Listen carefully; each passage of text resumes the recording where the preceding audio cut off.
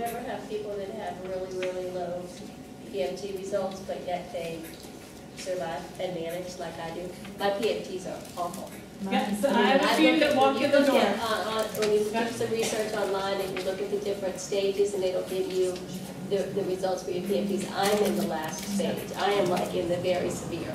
And that's what the doctor writes on the, whoever interprets the test will write, you know, this person has, you know, extremely severe COPD, but look at me, I'm fine. Yep, I have several people that come walking in, and every so often I get their breathing testing, and I'm like, that's right. I do the same. I have that. I even, the last time I went for them again, I said, is there something I could be doing wrong? I mean, I follow your directions, I do what you say, and she said no. She said, you're doing it right, it's, you know. It's what you're doing right with the rest of your life. Are you in pulmonary rehab? Not anymore, I was. I do walk every day. I walk for 35 to 40 minutes every day. That's one of the keys. I was, I gotta go back. One of the keys we is keep pulmonary waiting rehab. for you.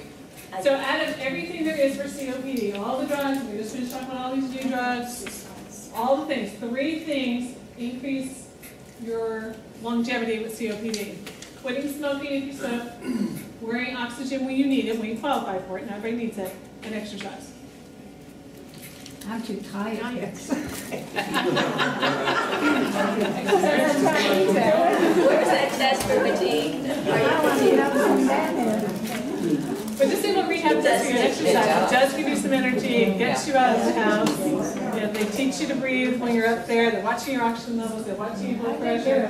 If you're not doing enough, they push you along. If you're doing too much, they slow you down. And if you're sick, they take you down to the ER. That's right. What they call me. Cheap visit, it really is.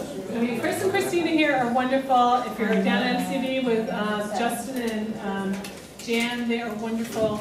And they're always watching you close. So if there's an issue, I know when they're calling me on the phone that something's going on.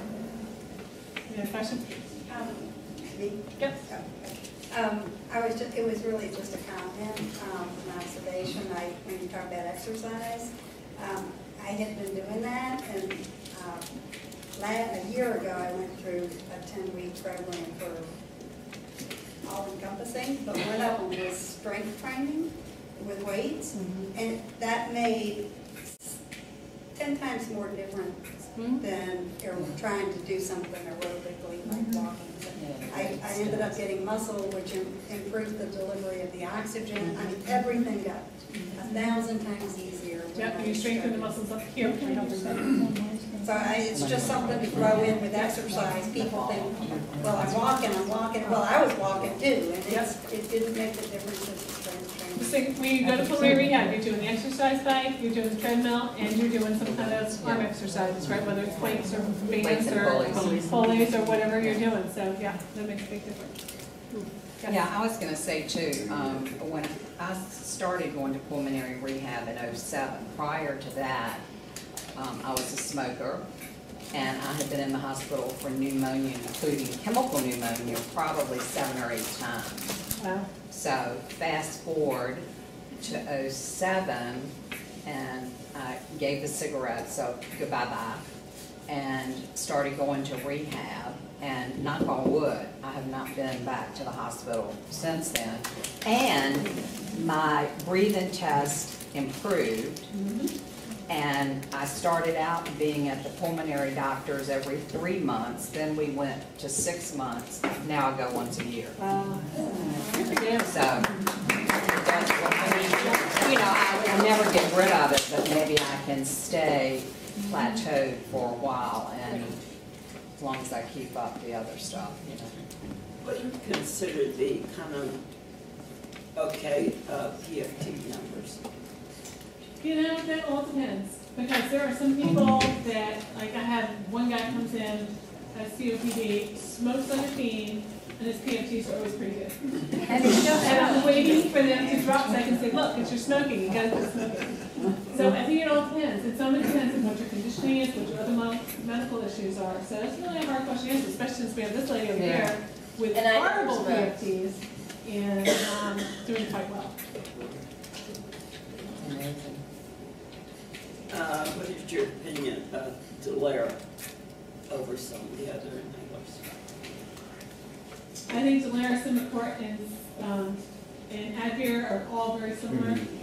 Just now we add Breo in there.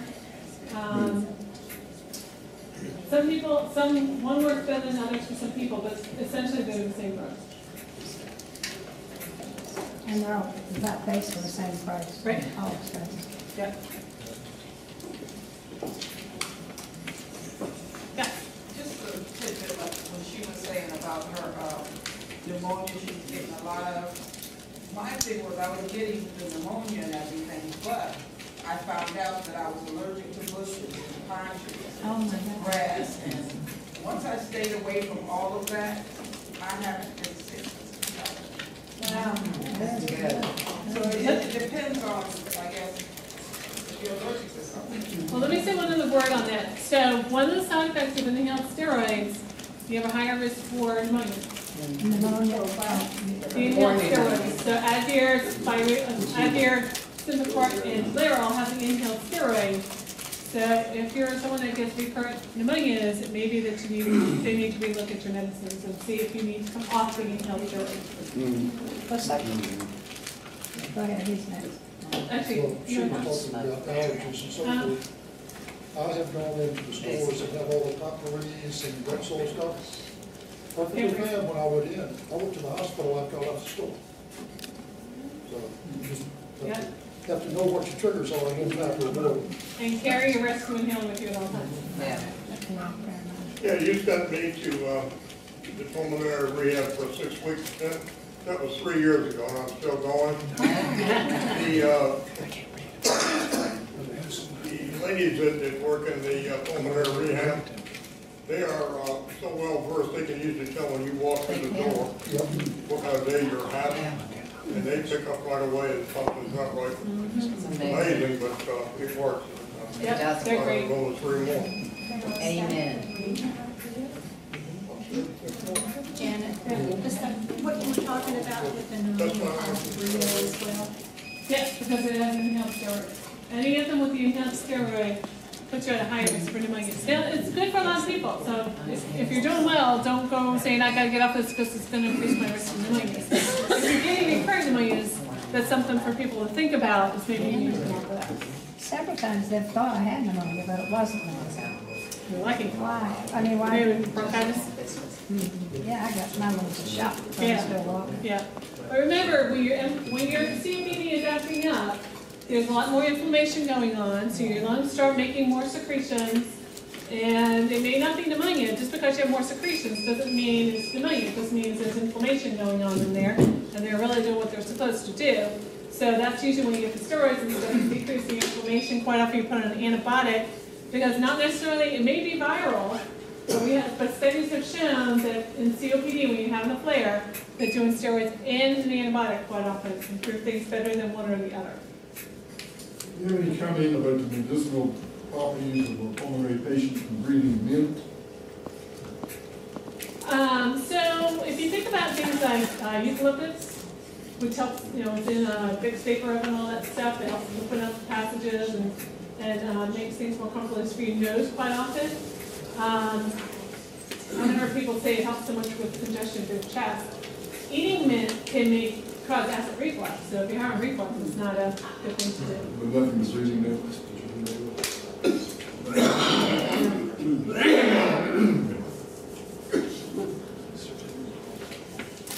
I feel that Advir, and I could be way wrong on it, makes me sound more hoarse.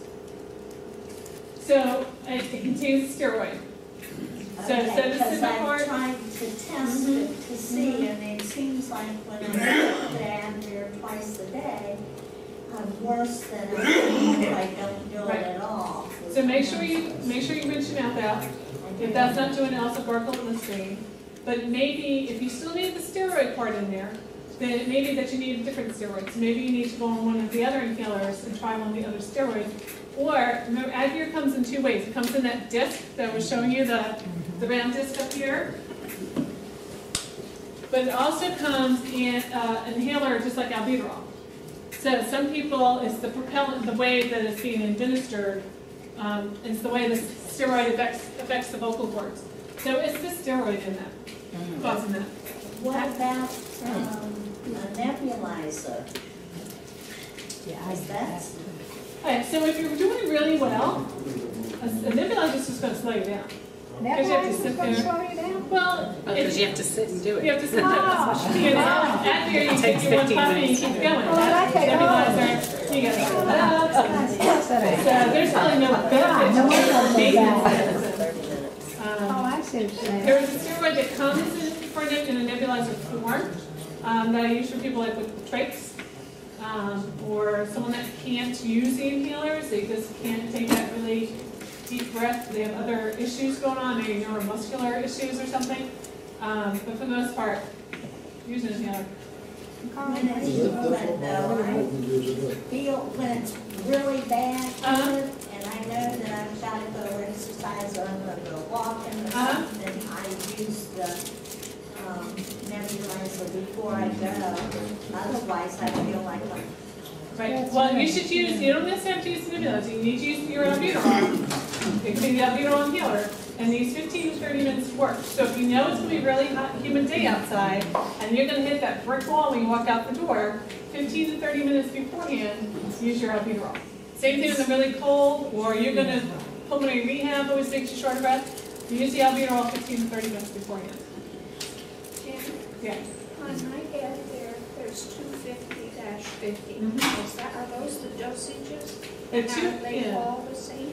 The 250 is the steroid dose, and the 50 is the salmeterol, the anti-albuterol dose. The salmeterol dose is the same across the 3 different types of Advir. But Advir comes in 150, 250, 50, 550, which is the steroid. Same thing for Suport and Delirium. They come in 2 different doses, but it's based on steroid dose. You haven't said a whole lot about Simicor, which is a popular used one. I'm on the 160 over something. 4.5? Yeah. And I don't see where it does anything. I mean, I use it twice a day, 2 puffs each time. But when I've missed it, I haven't seen a bit of difference. That's what people were saying about their Advir and stuff. Yeah, again, COPD has advanced some. We haven't made huge advances in it, but we have started looking at those inhalers again. And it used to be that's what everybody went on because this is what we had. So do we need to mix some of it up? Do we need to be doing Spiriva or Tudorza, adding that on? Do you necessarily need the steroid? Maybe not. So it may not be the drug for you. Or your COPD has advanced more so that you need something more in addition to that. But if my PDF is coming back okay. Maybe, I go to the doctor a couple of weeks recently. maybe shake things up. maybe change something. Maybe you don't need the steroid. That would be nice. Yes. Sorry, back to the rescue inhalers. Just about everybody takes the albuterol. Right. And my doctor recommended that I not do the albuterol because my heart race is so severely after.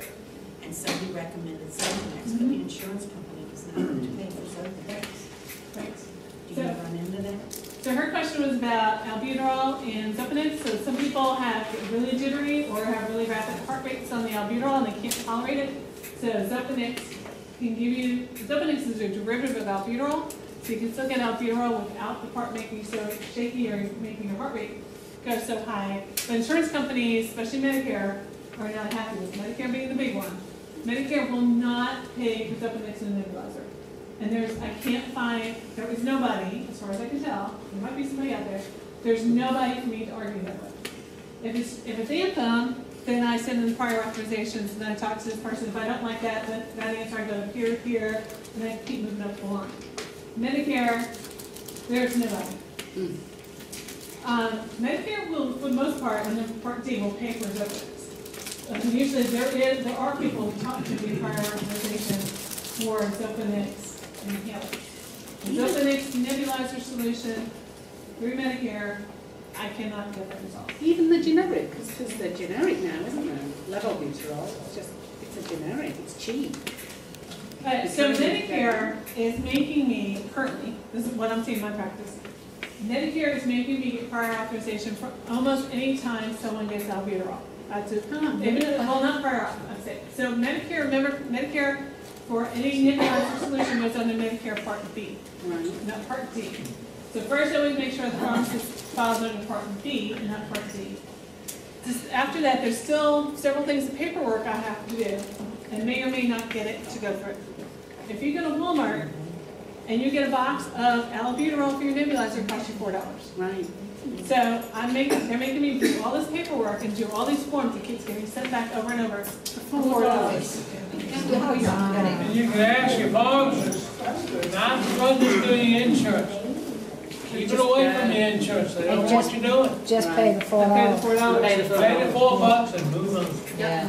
Yes, but nothing that they can't. I don't know how much of an expert. And 3 months is $10. Say what? 3 months is $10. Right, right, that's what I did. I think they spend more money in paperwork than they do on the cost of stuff. Any other questions?